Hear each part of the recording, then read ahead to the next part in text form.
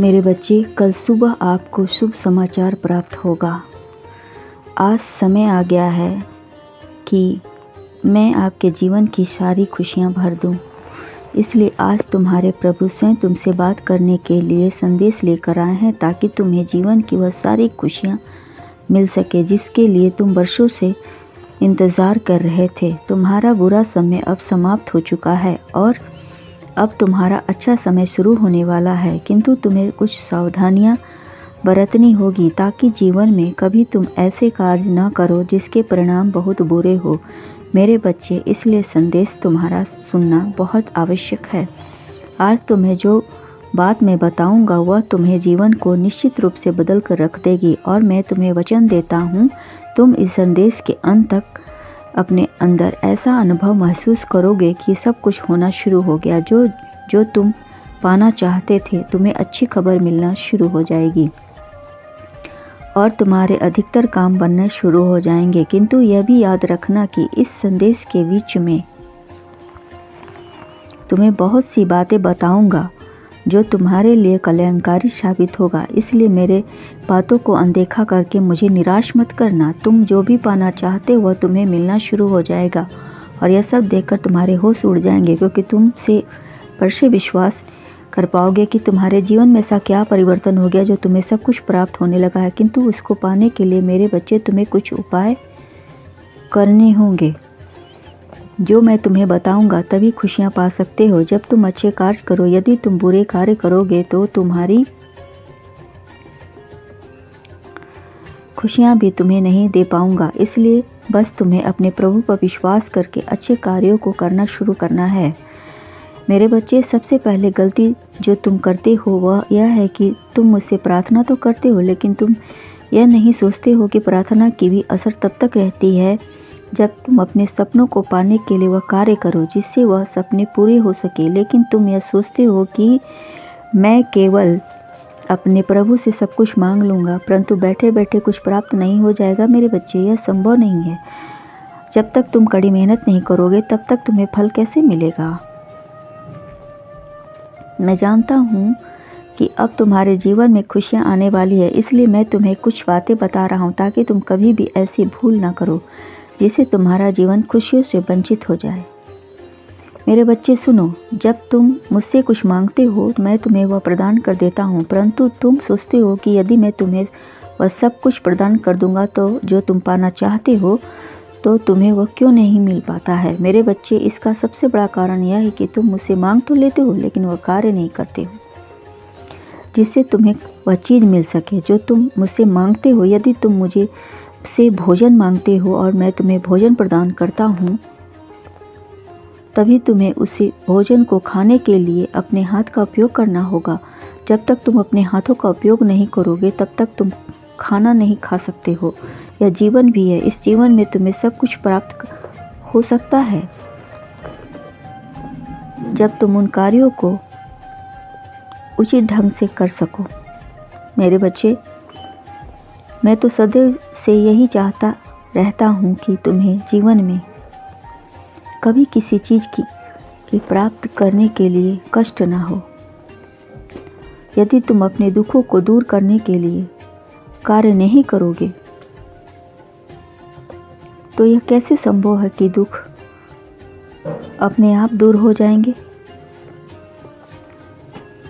जब तुम जीवन में बड़े कार्य करना चाहोगे तो तुम्हें बड़े कार्य करना होगा, यह तो तुम भी जानते हो।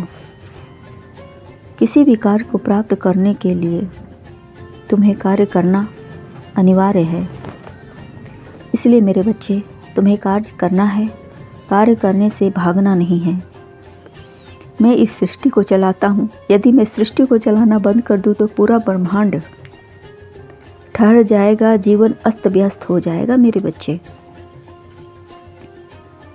क्योंकि मैं ही वह कर सकता हूँ, मैं ही वो शक्ति हूँ जो तुम्हारे जीवन को चलाने के लिए इसे चलाता हूँ। इसे चलाना बंद कर दूंगा तो पूरा जीवन ठहर जाएगा मेरे बच्चे। इसलिए मेरे बच्चे, जो कार्य करता है उसे ही सब कुछ प्राप्त होता है, और जो कार्य नहीं करता है उसे कुछ भी प्राप्त नहीं होता है। मेरे बच्चे, इस कार्य के दौरान यदि तुम्हें फुर्सत नहीं मिलती है मेरे मंदिर को आने को, तो कोई बात नहीं, तुम निराश मत हो। तभी मेरे बच्चे, मेरी कृपा तुम पर बनी रहेगी, क्योंकि मैं जानता हूँ कि तुम बिजी हो। मेरे बच्चे, इस दुनिया में हर इंसान को खुश रहने का पूरा अधिकार है। इस ज़िंदगी में खुशी है एक दूसरे से प्यार करना और प्यार को पाना। हमारे जीवन का उद्देश्य प्रसन्न रहना है, दूसरों की सहायता करना है। खुश हुआ जब जो आप सोचते हो, आप जो कहते हो और करते हो, इनमें समक्ष सकता हूँ।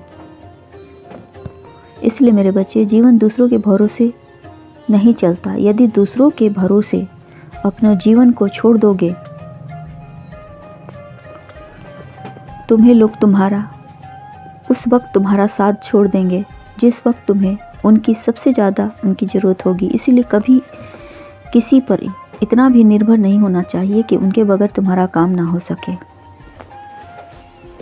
मेरे बच्चे, तुम्हें सदैव अपने पैरों पर ही खड़ा होना चाहिए और अपने बलबूते पर सब कुछ हासिल करना चाहिए। इस दुनिया में कोई किसी के लिए नहीं सोचता। यह कलयुग है। इस कलयुग में बहुत कम ऐसे आपको मिलेंगे जो दूसरों के बारे में सोचते हैं। तुम्हारा यह कार्य ही है जो तुमको सब कुछ प्रदान करेगा। दूसरों के भरोसे बैठने से सिर्फ तुम्हारा नुकसान होगा। इसलिए मेरे बच्चे, कार्य करना तो आवश्यक है। मेरे बच्चे, अपने जीवन में हर किसी से प्रेम भाव रखना, अपने बड़ों का आदर करना। जब भी तुम रास्ते में डगमगा जाओगे, तुम्हें कुछ समझ में नहीं आएगा, तब तुम इन बड़ों की सलाह लेना, क्योंकि यह बड़े ही तुम्हें आगे बढ़ाने की सही रास्ता दिखा सकते हैं, सही राह दिखा पाएंगे। मेरे बच्चे, इस कलयुग में माँ बाप हैं, ऐसे भगवान हैं जो तुम्हें कभी गलत रास्ता नहीं दिखाएंगे, हमेशा सही रास्ता दिखाएंगे। इसलिए अपने माँ बाप को हमेशा इज्जत देना और उनकी बात सदा मानना। मेरे बच्चे, अपने हृदय को हमेशा कोमल रखना चाहिए, सदैव दूसरों को सही मार्ग दिखाना चाहिए, दीन दुखियों की मदद करनी चाहिए, असहायों की मदद करनी चाहिए। जिन्हें सबसे ज़्यादा आपकी ज़रूरत है, उन्हें भी मदद करनी चाहिए। आज जो कुछ भी तुम कार्य कर रहे हो, वह आने वाले भविष्य में तुम्हारे लिए आशीर्वाद बनकर बरसेंगे। यह तुम्हारे कर्म ही हैं जो अच्छा बुरा और तुम्हें महान बनाते हैं। मेरे बच्चे, आपके कर्म ही आपको सुंदर बनाते हैं। यदि आपके कर्म बुरे हैं और आप देखने में सुंदर हैं, तो आपकी सुंदरता किसी काम की नहीं। और यदि आप कुरूप हैं और आपके कर्म बहुत सुंदर हैं, तो आपकी कुरूपता सुंदरता बहुत मायने रखती है। इसलिए मेरे बच्चे, मैंने जो कुछ भी आपको बताई है, उसे सदैव याद रखना, अच्छे कर्म करना, खुश रहो, तुम्हारा कल्याण हो।